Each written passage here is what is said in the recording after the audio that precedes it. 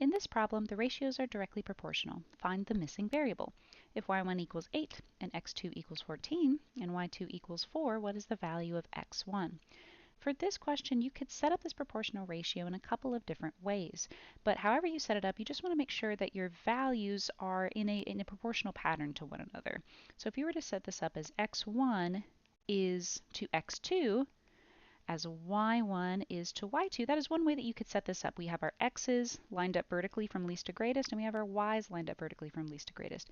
The other way you could do it is say x1 is to y1, so here we just have the first of each coordinate. We have our first x and our first y are proportional to our second x and our second y.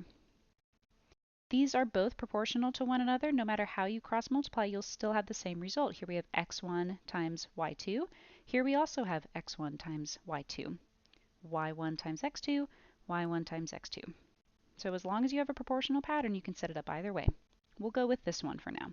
So x1 is our unknown. I'll leave that as x over x2 is 14. So I'll be over 14 equals y1 is 8 and y2 is 4.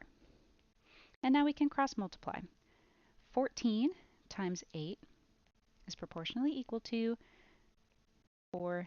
So we can do 14 times 8. 8 times 4 is 32.